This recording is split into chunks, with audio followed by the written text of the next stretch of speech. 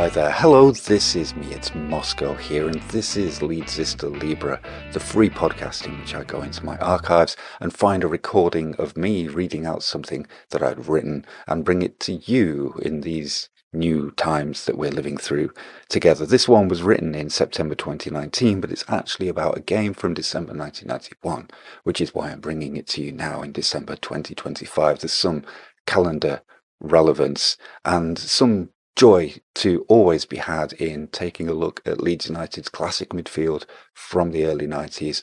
Gordon Strachan, Gary McAllister, David Batty, Gary Speed, especially given how when we saw them, if we weren't at the games on television, they weren't actually together all that often. Some of the big classic games that we remember, particularly from the title season, like beating Aston Villa 4-1, which had happened just before this game, or beating Sheffield Wednesday 6-1, which happened just after, didn't include that classic quartet in its proper configuration. The Aston Villa game, Gary Speed didn't play. The Wednesday game, Gordon Strachan and David Batty were absent. So this match in the League Cup against Everton is a good chance to take a look at them all in their glory and also to think about Pablo Hernandez. He's in this as well. So keep listening if you want to hear that. And if you enjoy listening to me and want to hear what I'm saying out loud now, you can go to Leedsista.com. And in the last few days, there's been a report about the Brentford game. Not the most exciting game, but plenty to recommend it and certainly plenty to think about for the rest of the season.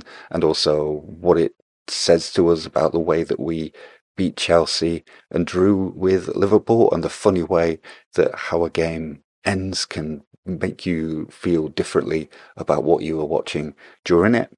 And one of the things that I was watching during the Liverpool game, it was the subject of the essay from just before the Brentford game, because Illan Meslier just looked a lot happier than Mo Salah, and I thought that was worth talking about because happy players mean a happy team, and a happy team means hopefully a happier outcome. Certainly, it doesn't do us any harm if Illan Meslier, despite having no opportunity to get in the team and having very little credit with the Leeds fans, is having a much better time than Mo Salah seems to be having for Liverpool. If your least used players are among your happiest, that probably says something good about your team spirit. So all of that's at Leedsista.com. And all of this is something that you're about to listen to now about Leeds playing Everton in 1991. Hope you enjoy it. Phil Hay said something interesting about Pablo Hernandez earlier this season, describing his position as a false seven. In Marcelo Bielsa's Leeds midfield 2.0, Match's click has been moved to advanced playmaker where Samu Saiz, Hernandez or Tyler Roberts worked last season. Hernandez, who might have seemed the most obvious of United's squad for that role, has been starting games on the right wing, where many expected Helder Costa to play. The right wing is not where Pablo is doing most of his work though. Two of his killer passes away to Stoke City were played from the left of the pitch. The first, that exquisite instruction of the ball into the path of Stuart Dallas, came from the left touchline into the space that Hernandez had vacated on the right. From his starting position, Hernandez has license to move inside and play wherever he can be most dangerous, and the effect is like firing one marble into a scrum of others, for the scattering opposition anyway. United's attackers move deliberately when Hernandez infiltrates their spaces, particularly Dallas bombing down the right and Click and Forshaw supplying the structure for Hernandez to work within. When Phil pointed this out, I realised he was also giving a retrospective name to the work Gordon Strachan did for Leeds in the double title-winning years under Howard Wilkinson. Hernandez has often been compared to Strachan in terms of age and inspiration, but False 7 identifies them both in a shared style of play. It also supports my ideas about Howard Wilkinson being a long ball Bielsa, which helps. Replacing Vince Hilaire and John Sheridan with Gordon Strachan and Vinnie Jones was a thoughtful move by Wilkinson in 1989. It wasn't just about replacing two erratic players with two dedicated professionals, although the class Strachan and Jones brought with them from the First Division was intended to set new standards throughout Second Division Elland Road. It also changed where and how Leeds could play by putting the team's most skillful player on Elland Road's nearest approximation to grass. The pitch was shared throughout winter with Hunslet Rugby League, so John Sheridan's attempts to control games from the centre by passing along the floor suffered because the floor, to borrow a term from 2017, was lava. He was rolling the ball into the deep furrows of a muddy field, and away grounds weren't much different. Wilkinson decided to let Jones and David Batty or Chris Kamara make midfield a no man's and no balls land, and play the game where there was at least some turf worth the name. On the wing, where Gordon Strachan stood ready. Once Lee Chapman signed and replaced Ian Baird, the route became simple. Route 1, via Chapman's head, a scrap for the knockdown that Batty, Jones or both would win, then a pass wide for Strachan as soon as possible. Now he would organise the attack. Jones, playing better than anybody expected, became a useful foil to help Strachan play his way inside. Mel Sterland, the flying pig, would go thundering outside from right back, taking a layoff in his stride on the overlap. Or Strachan would do it all himself, dribbling to the byline, his feet a scamper as he looked for a gap to chip to Chapman. Promotion changed things. David Batty never forgot looking across the pitch at Goodison Park before United's first game back in Division 1 and seeing not so much a football field as a crown green lawn. With Gary McAllister alongside him instead of Jones, Batty enjoyed his favourite season in a Leeds shirt at the heart of the action in a 4-4-2, but Wilco used the following summer to make a Bielsa-esque adjustment to his team.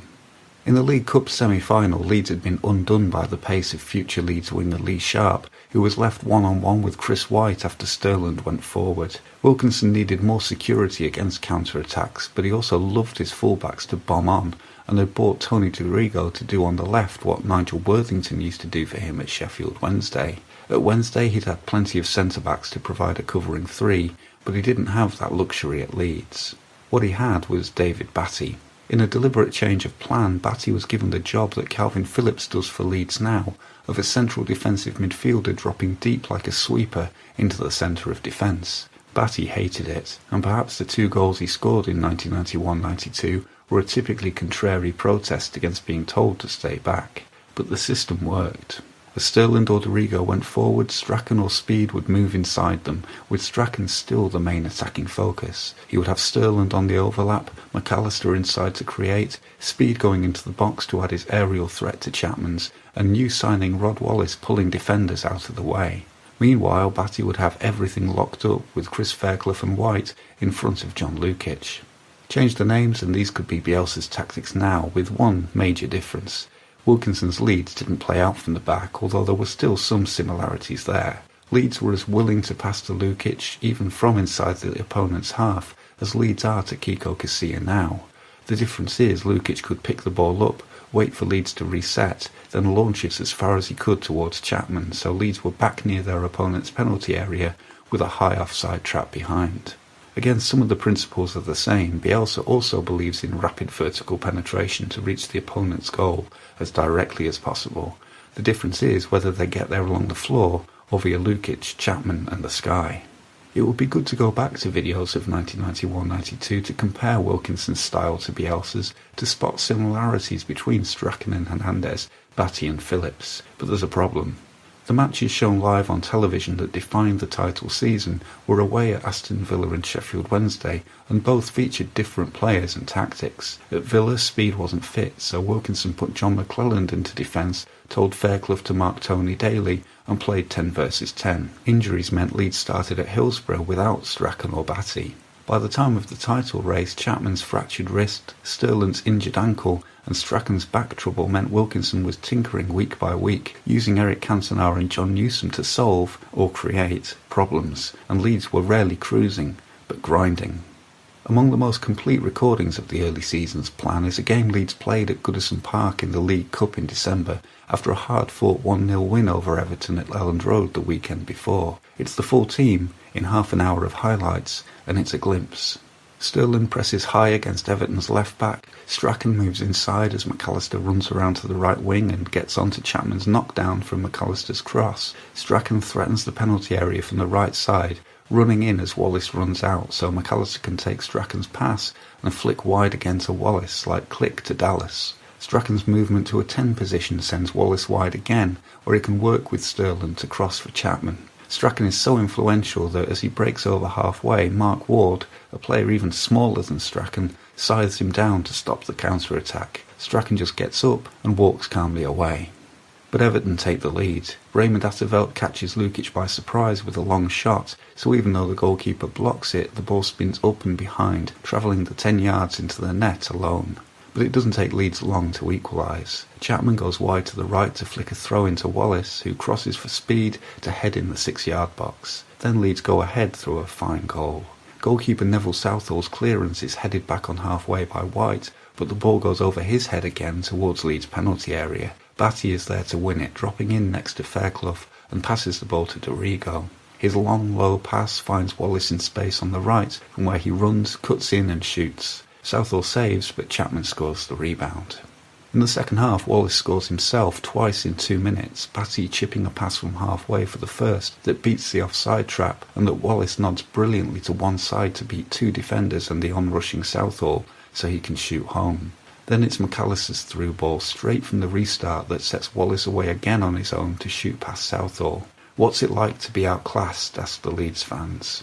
Much of the outclassing is coming from Batty's relaxed efficiency. He drops in between White and Fairclough, joining their offside trap and alert to breaches. Then, after Sterland breaks, he's on the edge of Everton's penalty area to receive a pass. When White or Fairclough go to halfway to make a headed clearance away from Everton's forwards, Batty drops behind to cover, and often he's the furthest player back as the centre-backs follow the strikers. He goes to the danger they miss, intervening in one scramble by chesting the ball down to Sterland inside the penalty area, getting the ball back via Strachan, then skipping around tackles until he can pass across the pitch to Dorigo. It's brilliant work, making the ball safe, then keeping it that way until there's somewhere dangerous to put it. Rod Wallace gets the post-match attention, and rightly so. Wilkinson is happy with his 3 goals in a week against Everton, and 2 assists after injury had delayed him settling in at Leeds. And the highlights reveal some of the crucial work being done by Batty and Strachan to take Leeds top of the league, and here into the next round of the League Cup, 4-1 against a quality opponent. But within a month, with the pressure increasing, another broadcast showed another version of the title challenging plan.